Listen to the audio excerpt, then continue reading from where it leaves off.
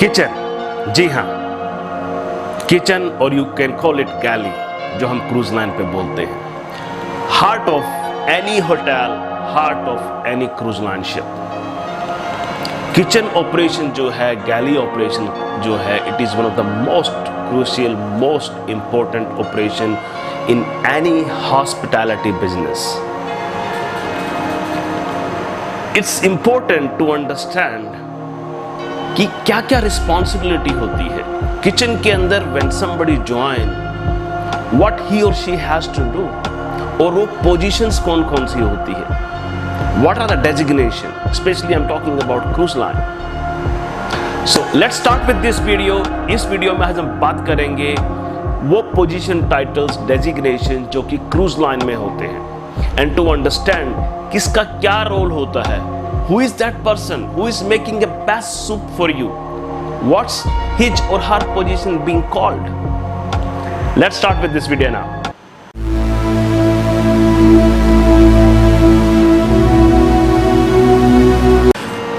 Now to make a comparison, I think it's important to understand first कि hotel के अंदर positions के title क्या क्या होते हैं किचन के अंदर। सबसे पहले एग्जीक्यूटिव शेफ होता है, who is in charge of the kitchen.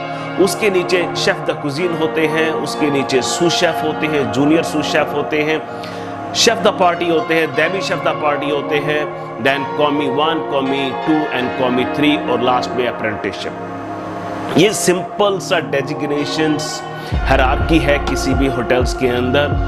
Position title है वो थोड़े बढ़ जाते हैं, कम हो जाते हैं, depend on the size of the unit. So this is how it works in hotel, any hotel in the world, titles यही होते हैं।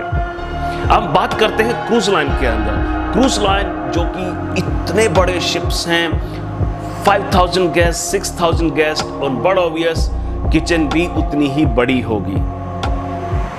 I'm attaching few pictures just to show you how a cruise ship kitchen look like. You can have a look now.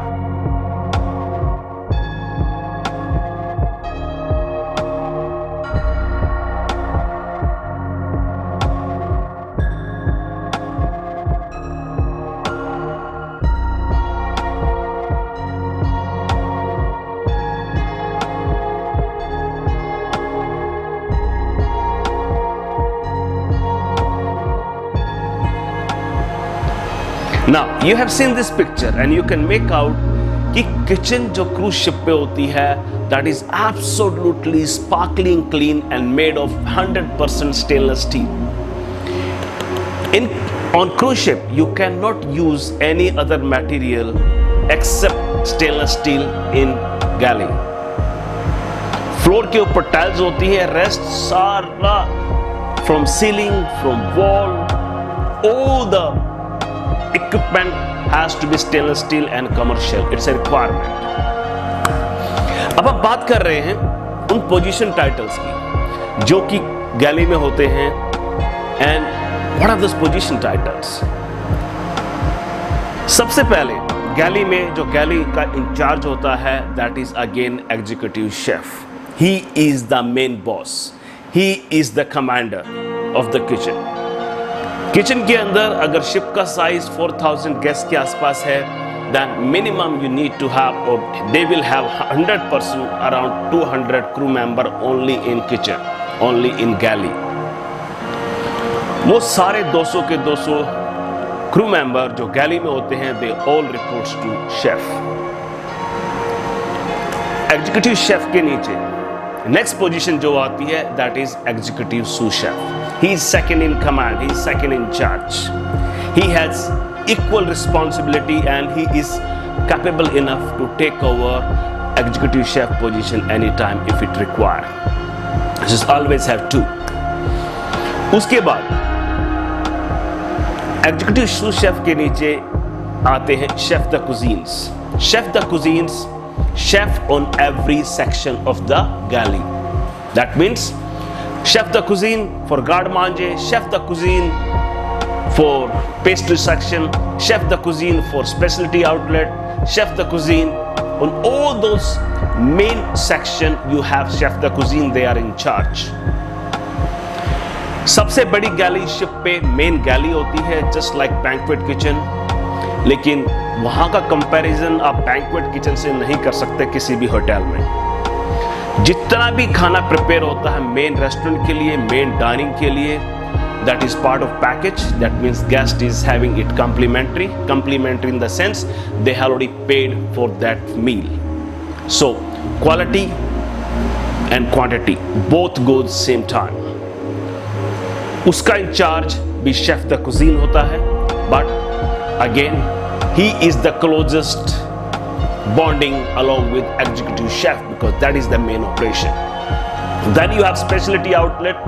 Her speciality outlet के ऊपर एक chef the cuisine होता है, and then subsequently उसके नीचे यू हैव सूस शेफ के नीचे then you have chef de partie, या फिर क्रूज लाइन में हम उसको बोलते हैं कुक तुर्नात के बाद then you have people those are specialized in every section.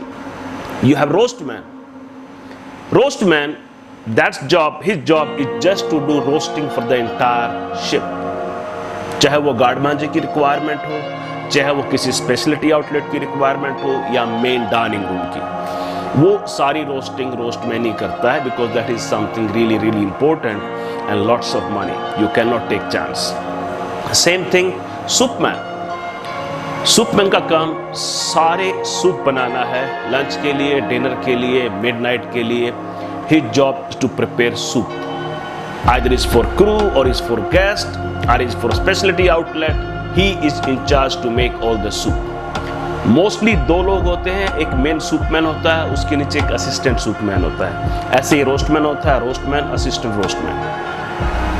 Then butcher के अंदर you have 3 different section. You have fish room, you have poultry, and then you have meat. So usually poultry and meat is the same section, but fish is always have a different room and different preparation. So there are 3 to 4 people who's looking after fish and meat.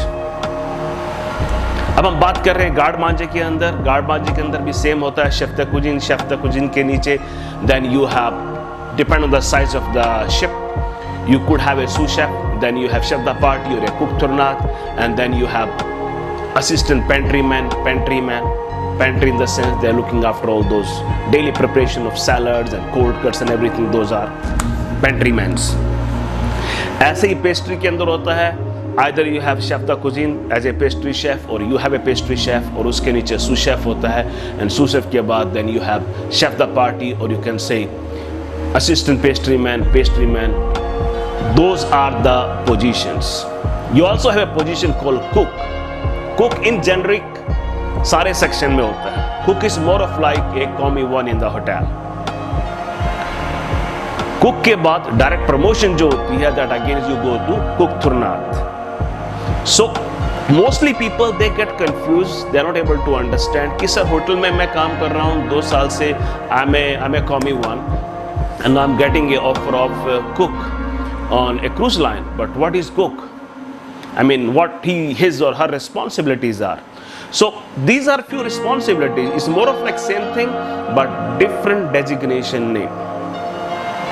But you need to understand that if you are working as a commis 1 or a chef de partie and you have been offered as an assistant cook, that means you are going on an entry level position. So you can fight for it. You can say, no, I have been working this position and I would like to go for this position.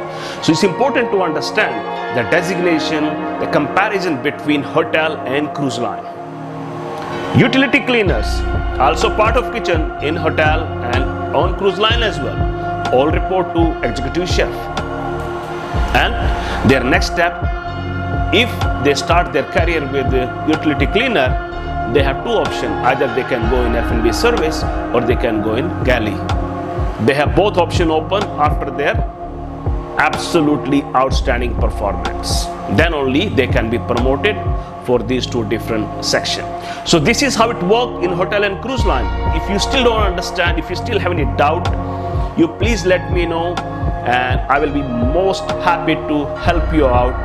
But don't forget to share my video, subscribe my channel, and thank you so much for watching this video. See you next time with something new. Thank you.